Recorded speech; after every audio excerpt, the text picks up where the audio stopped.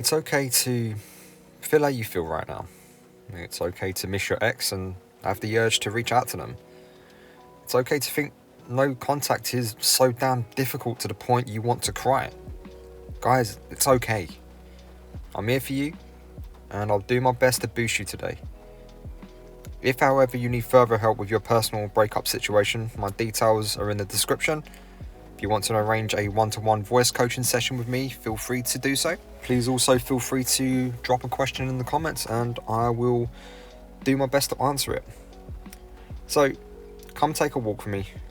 Let's get you away from the ledge and stop you making a permanent decision based on temporary emotions. Let's give you a no contact boost, should we say. This is The Love Fix. My name is Nick and I help people with their breakups. I know your anxiety is at 200% right now. You just want to hear their voice. You just want to feel their touch. And you just want to see their face. Sadly, this is your natural survival instincts fucking with you right now. Your separation anxiety is programmed to tell you, hey, go back to where you last felt safe and secure because you won't survive on your own. This is, shall we say, ancient programming, and it made all the sense back when we lived in caves and there was safety in numbers. It was far higher on the list of priorities to stay in the group. The first thing to remember with no contact, and for me this is an anchor to stay strong, is that no contact is a selfish process. It is for you. It isn't to be weaponized to get your ex back. Of course, yes, this does allow the best possible chance to get them back, but as I've said a million times, always assume that they won't come back. If you assume this, it will put you in a position of strength and it will put you in a position of focus to just focus on you and just to get you where you need to be. Now, you may be a few months into no contact, or you may have just started, but if you press send on your phone on that message that you just spent maybe 30 minutes to an hour writing and getting every word perfect just to communicate how you feel, you will feel terrible after you press send. And you will have to start no contact again from day one, which means you will have to very, very slowly start once again to sew up that giant hole that's in your heart. So let's imagine you hit send. You're looking at your phone every 5 seconds for a response. Let's assume they respond. Guys, 95% of the time, it won't be the response you want. Ripping an even bigger hole in your heart. You think you feel bad now? Imagine how you're going to feel when they come back to you, not saying what you want them to say. It just isn't worth it. So, your ex has asked you to leave. And to be honest, most dumpers, they will expect you to be needy and emotional. And in my experience, these are two of the biggest reasons that caused the breakup in the first place. Needy and being emotional is what drove them away in the first place, more than likely. Okay, this is a very broad statement, every situation is unique, but typically speaking, when you dig deeper down, that is at the root cause of it. Therefore, you don't want to validate what they already think by reaching out. Give them the mature response and give them the breakup. You want to change their expectations of you and understand that they go through an emotional journey during no contact as well. I'll go into this more in my video called 5 Steps of No Contact, Dumper versus Dumpy. The link will be appearing on the screen about now. Go and check it out if you haven't checked that out already, and that will explain the differences in no contact between the dumper and the dumpy. So right now, you're hyper-focusing on what your ex is doing and you're not focusing on you. This will keep you in a state of anxiety. This will keep you in a state of weakness, and it will just create a feedback loop in your head trying to guess what your ex is thinking. And this just isn't going to work. This is going to drive you closer to the edge and closer to jumping off the edge. And by that, I mean pressing send on your phone. So you need to flip the scripts, because this is where so many of you go wrong, guys. I have so many phone calls with you guys, and I'm so grateful that you feel comfortable enough to reach out to me.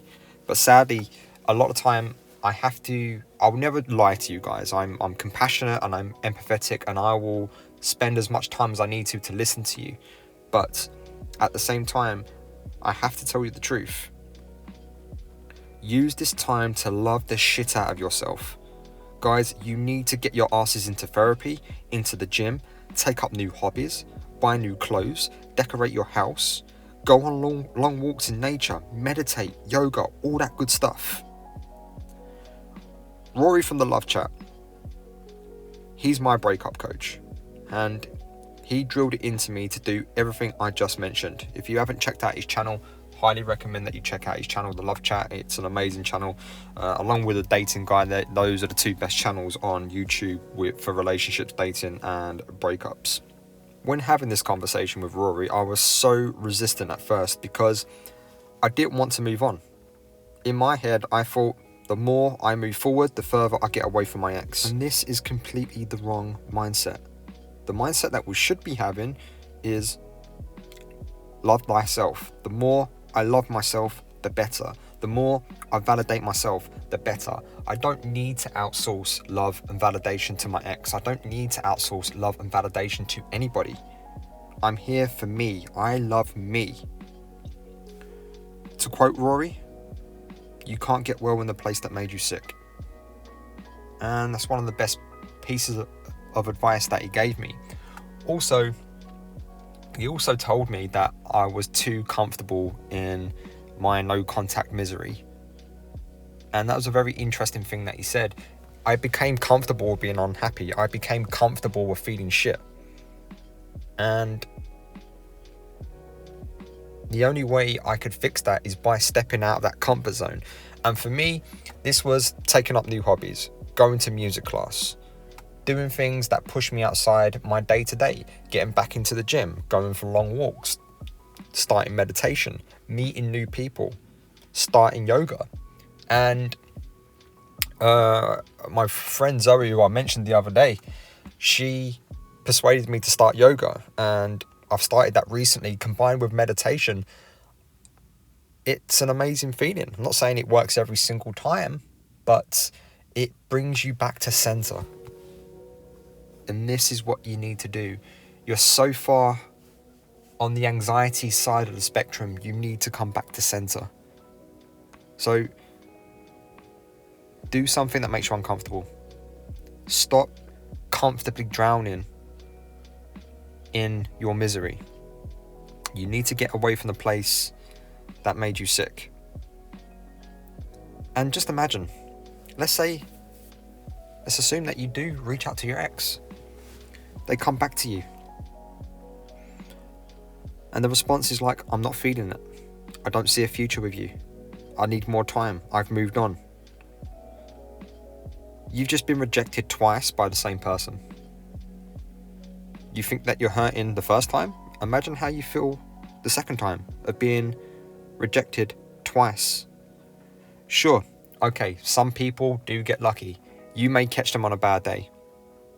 You may reach out and they may be at their lowest point. You may just catch them on the bad day. And you get the sympathy vote, which you should never take anyway. But guys, this works 5% of the time. 95% of the time, you get rejected again. So, put the phone down. Take some deep breaths. Call or go hang out with a friend. Start a personal project. Speak to a therapist. Just do something other than contacting them. I get it, guys. So many times over the last 12 months, I had a message typed out to my ex ready to go. But I knew if she wanted to get back with me, she would call. And that is the cold, hard reality of no contact, of breaking up. But I'm here to tell you, it's okay. You're strong. You can do this. And remember, this is all for you. And just to give you some personal feedback, some personal, what's the word I'm looking for? Experience. Over the last 12 months, I've had many ups and downs. I've been high on life, I've been down in the dumps, I've cried many times. But I am so different compared to the person I was 12 months ago. I am doing some amazing things right now, and it's not grandiose things. I'm helping you guys. I've started a YouTube channel. My day job is going very well. I am playing the drums, something that I have always loved doing, and I'm getting good at it. I'm getting fitter in the gym. I'm getting fitter in my mind. I'm doing yoga. I'm meeting new people. I'm stepping outside of my comfort zone at least once every 1 to 3 months. And you should be doing the same thing. Do I still think about and miss my ex sometimes? Yeah, sure. But she no longer lives rent-free in my head. And do you know why, guys? No contact. This is why you have to stay strong. And I know it's hard, and it's okay to have bad days. Just accept that you're having a bad day. But do something to get you away from that. Do something to get you away from the ledge. I'm going to leave you with some words of wisdom. Observe people's actions, not their words. Doesn't matter what your ex says. It's what they do. And always remember, you don't need to be good enough. You just need to be enough for yourself. And my therapist told me that last week. And I highly encourage everybody to seek therapy. I was quite resistant for a long time. But it's one of the best things that I've ever done. Guys, be kind to yourself. It's going to be okay. I'm here to listen if you need anything. That's all for today. I'll see you on the other side.